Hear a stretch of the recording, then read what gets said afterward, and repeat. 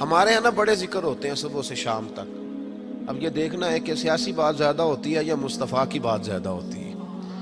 اب ہم نے تھوڑی تفصیل کرنی ہے کہ ہم روزی روٹی کی بات زیادہ کرتے ہیں یا اپنے نبی کی بات زیادہ کرتے ہیں. اس لیے کہ امت کا حق ہے کہ کثرت سے نبی پاک کا ذکر کرے، اور اسی ذکر کا ایک پہلو بڑا وہ یہ ہے کہ اپنے محبوب پر کھل کے درود و سلام پڑھے، کھل کے درود و سلام پڑھے. صبح و شام اس کی زبان پر درود کا نغمہ جاری رہے. اور حضور کا یہ حق ہے امت پر کہ امت اپنے نبی کی فرما برداری کرے، امت اپنے رسول کی فرما برداری کرے، اتباع کرے، اطاعت کرے، حضور علیہ السلام کے نقش قدم چلے. اور پھر 5ویں نمبر پر امت کی ذمہ داری ہے کہ امت نبی پاک کے دین کی تبلیغ کرے. دین کی مسواک کرنا سنت ہے نا جی، پتھر کھانا بھی سنت ہے، پتھر کھانا بھی یہ بھی سنت ہے. نبی پاک صلی اللہ تعالیٰ علیہ وآلہ وسلم کی محفل میلاد میں ذکر مصطفیٰ کرنا بھی سنت ہے. اچھا پھر مزے کی بات دیکھیں، اشتہار لگانا جو ہے نا، اشتہار یہ تو بدعت حسنہ ہے. اور دروازہ کھٹکھٹا کے کسی کو محفل کی دعوت دینا، یہ میرے محبوب علیہ السلام کی عین سنت سے ثابت ہے. تو جس کا زیادہ اجر تھا نا اس طرف توجہ ہی نہیں. دروازہ کھٹکھٹا کے کہ بھائی آج محفل ہے، یہ وہ سنت ہے جو میرے محبوب نے طائف جا کے ادا کی تھی. لوگ کہتے ہیں بڑا خرچہ کیا. بھائی کیا خرچہ کیا ہے؟ کہتے ہیں میں 26,000 دے اشتہار چھاپے.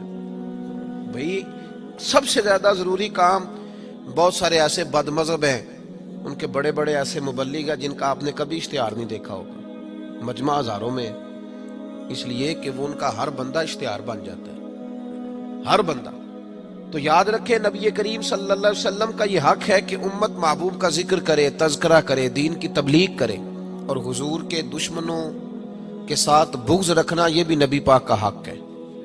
ایسا نہیں ہو سکتا کہ ایک بندہ حضور کی بے ادبی کرے، توہین کرے، محبوب کے نواسوں کو باغی کہے، حضور علیہ الصلوۃ والسلام کے صحابہ کو برا کہے اور ہمارا یار بن جائے. یہ حضور کا حق ہے کہ ہم نبی پاک کے دشمنوں کے ساتھ اپنے دل کے اندر کجی رکھیں، ان سے بچیں. میری باتوں کی سمجھ آ رہی ہے میرے بھائیوں؟ یہ حقوق ہیں جو ہم نے نبی پاک علیہ السلام کے حق ادا کرنے، اور جس سے محبوب کو محبت ہے اس سے محبت کرنا بھی ہماری ذمہ داری ہے.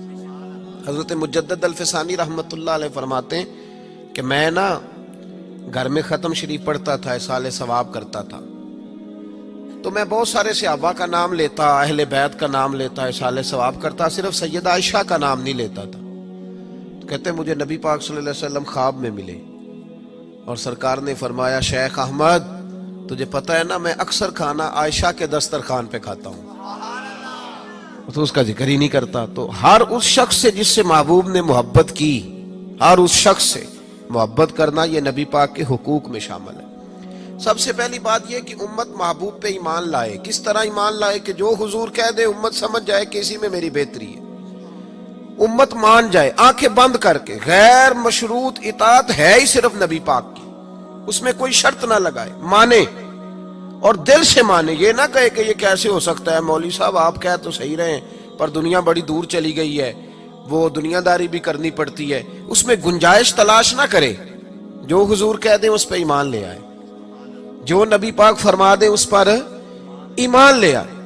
نبی پاک صلی اللہ علیہ وسلم مکے سے ہجرت کر کے مدینے تشریف لا رہے تھے. حضرت ابو بکر صدیق ساتھ تھے.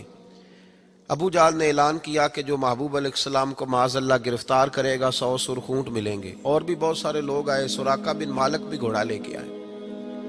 حضور تک پہنچ گئے. نبی پاک علیہ السلام کا اختیار زمینوں پہ بھی چلتا ہے، آسمانوں پہ بھی چلتا ہے. سرکار دو عالم صلی اللہ تعالی وسلم کو گرفتار کرنے لگے تو حضور نے زمین کو حکم دیا. زمین نے سراقہ بن مالک کے گھوڑے کی ٹانگیں پکڑ لی. گھوڑا اندر دھسنے لگا تو سراقہ کہتے ہیں میرے اندر سے آواز آئی یہ اللہ کے سچے نبی ہیں، لیکن ابھی میں پورا مانا نہیں.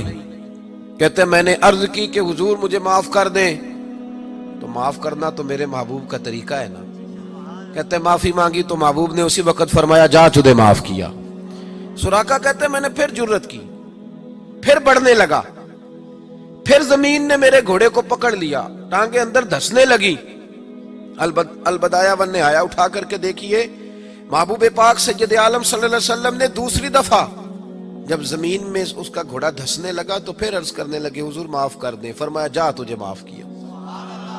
सुराका कहते हैं आवाज अंदर से आई पर अभी मैं पूरा माना। आवाज तो हमारे अंदर से भी रोज आती है कि बदल जाना चाहिए, हमें दीन की तरफ आ जाना चाहिए, पर हम भी तजर्बे करते रहते हैं। अल्लाह माशाअल्लाह। कहते हैं 3 दफा ऐसा हुआ, 3 दफा नबी पाक ने माफ किया, फिर मेरे अंदर से आवाज आई कि ये अल्लाह के सच्चे रसूल हैं। जब तीसरी दफा माफ किया तो महबूब मुस्कुराने लगे।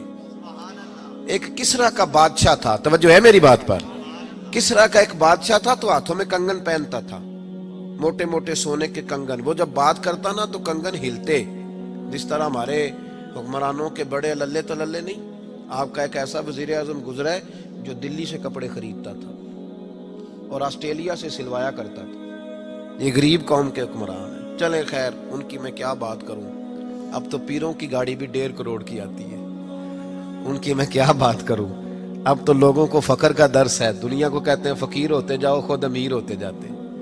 अब तो यहाँ भी हाल बड़ा इल्ला माशाअल्लाह अजीब है, उस तरफ क्या जाऊं, यहाँ भी रोना बड़ा सख्त है। गरीब सादा तो रो रो के हो गया ताइब, काश इस पीरे मुगा को भी मिल जाती तौबा की तौफीक। और इकबाल ने कहा ये नजराना नहीं, ये सूद है पीराने हरम का, जो लगाया हुआ है टैक्स। आए हो तो क्या लेके आए हो, आमदाम बरसरे मतलब। वो किसरा का बादशाह जो था वो कंगन पहनता था, जब बात करता था तो बजते थे, तो मशहूर बड़े थे कि उसके कंगन है भाई।